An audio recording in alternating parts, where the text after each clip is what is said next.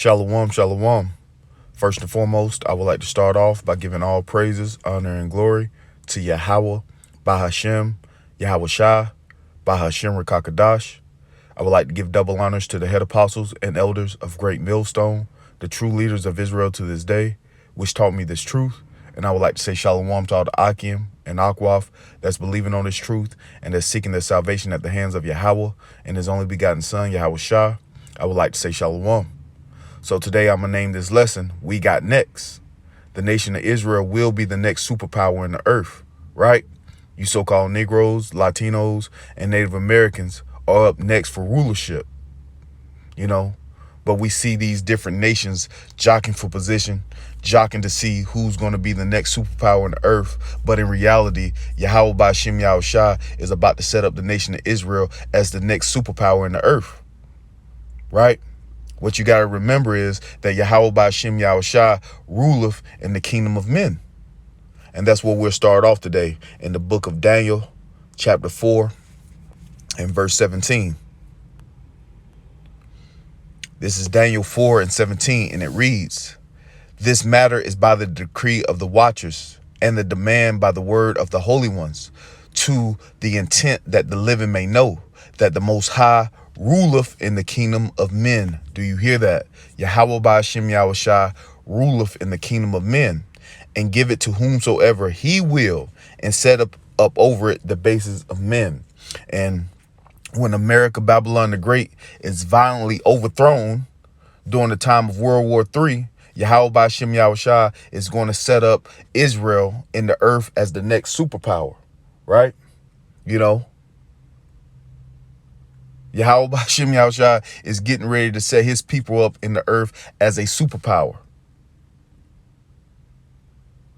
So let's go to Isaiah 14, and we'll start at verse 1. And it reads, "For the Lord, Yahawah Ba'Shem Yahawashi, will have mercy on Jacob and will yet choose Israel and set them in their own land." And you got to understand, that's what's coming. Yahawah Ba'Shem Yahawashi is getting ready to have great mercy on the whole nation of Israel. But on this side, starting off with the remnant, the elect of the house of Israel, right? Yahawah Ba'Shem Yahawashi is getting ready to have mercy. Matter of fact, let's go to Psalms 102. And we'll start at 12. This is Psalms 102 and 12. "But thou, Lord, Yahawah Ba'Shem Yahawashi, shall endure forever, and the remembrance unto all generations. Thou shalt arise and have mercy upon Zion, for the time to favor her. Yeah, the set time is come." And that set time has come where Yahawah Ba'Shem Yahawashi is about to have mercy on the nation of Israel and about to plant them in the earth as a superpower. And this is going to be an everlasting kingdom that Yahawah Ba'Shem Yahawashi brings to the earth. So going back to Isaiah 14 and 1, it reads, "For the Lord Yahawah Ba'Shem Yahawashi will have mercy on Jacob and will yet choose Israel and set them in their own land, and the strangers shall be joined with them, and they shall cleave to the house of Jacob." Verse 2, "And the people shall take them and bring them to their place, and the house of Israel shall possess them in the land of the Lord Yahawah Ba'Shem Yahawashi for servants and handmaids, and they shall take them captives whose captives they were, and they shall rule over their oppressor." Right? Because no one will have a joint rulership with the nation of Israel.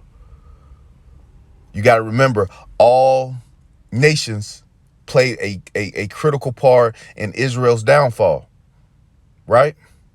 And all nations will go into captivity for 1,000 years under the nation of Israel.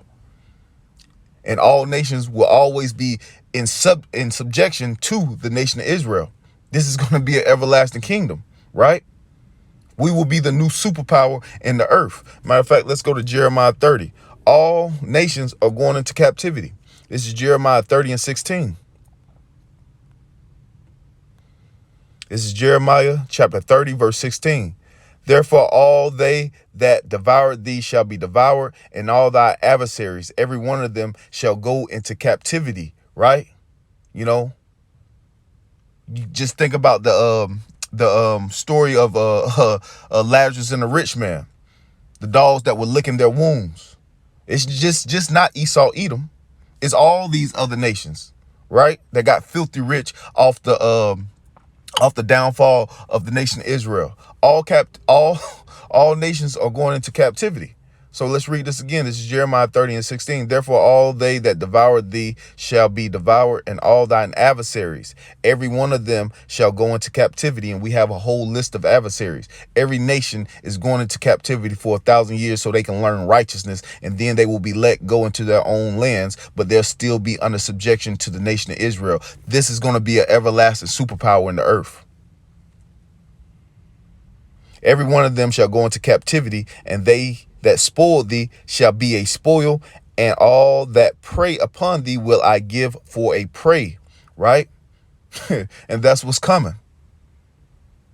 Servants and handmaids being under subjection under the nation of Israel, right?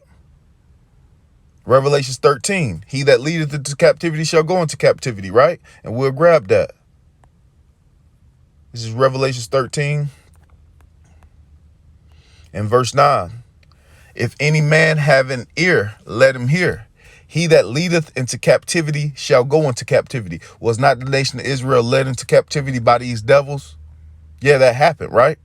He that killeth with the sword must be killed with the sword, right? And what's the law on bloodshed? We'll get that next. He that leadeth into captivity shall go into captivity. He that killeth with the sword must be killed with the sword. Here's the patience and the faith of the saints, right? And the saints are you so-called Negroes, Latinos, and Native Americans, right? So let's get the law on bloodshed, because this devil has shed a lot of blood of the nation of Israel. And he don't think he's going to have to repay it. But he's coming to a rude awakening, because Yahawashi is going to require all that blood. So let's go to Numbers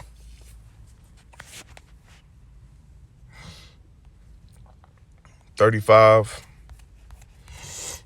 and 33. This is Numbers 35 and 33. And it reads, ye shall not pollute the land wherein ye are. And this land and the land of America is very polluted with the blood of the so-called Negroes, Latinos, and Native Americans, right? The place of our captivity. It reads, so ye shall not pollute the land wherein ye are, for blood it defileth the land, and the land cannot be cleansed of the blood that is shed therein, but by the blood of him that shed it. So Esau, Edom, your blood has to be shed. And all you other nations are going into captivity head first, right? America, Babylon the Great is going to be violently overthrown during the time of World War III for all the bloodshed that happened over here. And then Yahawashi is going to plant the nation of Israel in the earth as a superpower, right? And that's what we're patiently waiting on. Let's grab one more. Let's go to Genesis 9 and verse 6. And it reads, whoso sheddeth man blood, by man shall his blood be shed. For in the image of the Most High made he man. So, yeah, the blood of Esau, Edom has to be shed. So let's go back to Isaiah 14. And we'll just start back at the top. This is Isaiah 14 and 1. It says, for the Lord Yahawashi will have mercy on Jacob, and will yet choose Israel, and set them in their own land. And the stranger shall be joined with them, and they shall cleave to the house of Jacob. Verse 2. And the people shall take them and bring them to their place, and the house of Israel shall possess them in the land of the Lord Yahawashi for servants and handmaids. And they shall take them captives, whose captives they were, and they shall rule over their oppressor. We will not rule side by side with no other nation. All nations will be under subjection to the nation of Israel. We're going to rule over our oppressors, right? And it shall come to pass, that means it's going to happen, in the day that the Lord Yahawashi shall give thee rest from thy sorrow, and from thy fear, and from that hard bondage wherein thou was made to serve. Matter of fact, let's go to Ezekiel 28, because that's what's coming. The nation of Israel will be in power, and with being in power comes with comfort, right? We've been oppressed, downtrodden, beaten, you know, raped and ravaged for so long, our people can't see past America. Yahawashi is getting ready to set his people up as a superpower in the earth. I get goosebumps just thinking about it. Yahawashi is about to set his people up as a superpower in the earth. This is Ezekiel 20, 28. And we're going to start at verse 25, and it reads, "Thus saith the Lord power, when I shall have gathered the house of Israel from the people among whom they were scattered," and pursuant to the curses, Deuteronomy 28 and 64, and many more scriptures, we were scattered throughout the four corners of the earth amongst all people, right? And Yahawashi is getting ready to gather his elect, right? Thus saith the Lord power, when I have gathered the house of Israel from the people among whom they are scattered, and shall be sanctified in them in the sight of the heathen. And that's what Yahawashi is getting ready to do. He's getting ready to sanctify his elect in the sight of the heathen. Then shall they dwell in their land that I've given to my servant Jacob, right? Verse 26. And they shall dwell safely therein, and shall build houses and plant vineyards. Yeah, they shall dwell in with confidence, when I have executed judgment upon all those that despise them round about them. And they shall know that I am the Lord, Yahawashi, their power. All these nations are going to know that Yahawashi is our power. And everybody's going to know that Yahawashi planted the nation of Israel in the earth as a superpower, and nobody, absolutely no nation, is going to buck up against the authority of the nation of Israel, right? We're going to beat righteousness into all these nations for 1,000 years. Then Esau Edom is going to be done away with after he builds up our walls, because these nations are going to build up our walls, and Esau Edom is going to have the hardest, the absolute hardest, rigorous jobs in the kingdom. The self-proclaimed white man. His ass got a lot of building to do. He got a whole bunch of work to do, right? They're going to build up our kingdom. And all our people that get cut off on this side is going to be born into a righteous kingdom, right? Let's go to Isaiah 60, because that's what we're coming into. We're coming into the time where Yahawashi is about to set up the nation of Israel, you so-called Negroes, Latinos, and Native Americans, in the earth as a superpower. You know, never being ruled over again, because this is going to be an everlasting kingdom. That's why I had to come last. This will be that everlasting kingdom, you know, the kingdom of heaven on earth. That's the good news, right? This is Isaiah 60, because these heathens, starting off with Esau Edom, we'll be building up our walls, and they're gonna be planting our vineyards, and we're gonna boast in the work that they got to do. Right? This is Isaiah 60 and 10, and it reads, and the sons of strangers shall build up thy walls, and their kings shall minister unto thee. For in my wrath have I smote thee, but in my favor have I had mercy on thee. Right? Going back to Isaiah 14. Right? Yahawashi is getting ready to have mercy on us. Right? Verse 11. Therefore thy gates shall be open continually. They shall not be shut day nor night, that men may bring unto thee the forces of the Gentiles, right? The forces of the Gentiles, and that their kings may be brought. For the nations and the kings will not serve thee shall perish. Yeah, those nations shall be utterly wasted. So if you don't want to get in line, if you don't want to do, you know, by the law, statutes, and commandments of the scriptures, which will be placed in our inward parts, if you don't want to serve the nation of Israel, you're going to be utterly wasted in that day, and we're going to have the power to do it, right? We're going to have that power to execute judgment upon these heathen-ass nations. Yahawashi is getting ready to give us power, baby, right? And if you don't want to serve Yahawashi, you will be utterly wasted. You will be building up our walls. You will be in captivity for a rigorous 1,000 years. And then you will be let go. right? And you'll be able to live in peace, but you're going to have to live by the law, statutes, and commandments of the scriptures. Esau, Edom, you going to be done away with. There's no hope for you. None. Your ass is getting thrown out of paradise, right? Let's go to Isaiah 49. This is Isaiah 49 and 23.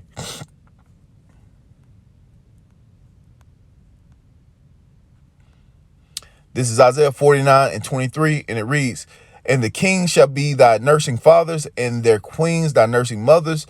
They shall bow down to thee with their faces toward the earth." And these nations are going to be bowing down to us, and lick up the dust of thy feet. And that's not literally licking dust off our feet, right? "And thou shalt know that I am the Lord, Yahawashi, for they shall not be ashamed that wait for me," right? And the hopeful elect is waiting for Yahawashi. He's going to plant us in the earth as a superpower. We are not going to be able to do it by our own power. Yahawashi, during the time of World War III, when he cracks those skies and deliver his elect, right? New Jerusalem is going to come down out of those chariots, and we're going to invade the earth. That's what's going to happen, right? And it ain't going to be shit you so-called Edomites going to be able to do with the nation of Israel in the time to come, besides bow down. Bow that ass down. That's the only thing y'all going to be able to do. This is Isaiah 61. I'm going to end on this. Isaiah 61 and 4. And it reads, "And they shall build up the old waste. They shall rise up the former desolations. They shall repair the waste cities, the desolations of many generations. And the stranger shall stand and feed thy flocks, and the sons of the aliens shall be their plowmen and their vine dressers. But ye shall be named the priest of the Lord, Yahawashi. Men shall call you the ministers of the Most High. Ye shall eat the riches of the Gentiles, and in their glory shall ye boast yourselves." We're about to boast ourselves. All these nations are getting ready to bow down, and there's nothing they're going to be able to do about it, because Yahawah, Ba'ashim Yahawashi, is coming with pure power to establish the nation of Israel as a superpower in the earth. So with that, I'm going to give all praises, glory, and honor to Yahawah, Ba'ashim Yahawashi, Bahashim Rakakadash. I'm going to give double honors to the head apostles and elders of Great Millstone, the true leaders of Israel to this day, which taught me this truth. And I'm going to say Shalom to Akim and Akwaf that's believing on this truth and that's seeking their salvation at the hands of Yahawah and his only begotten son, Yahawashi. I'm going to say Shalom. We got next.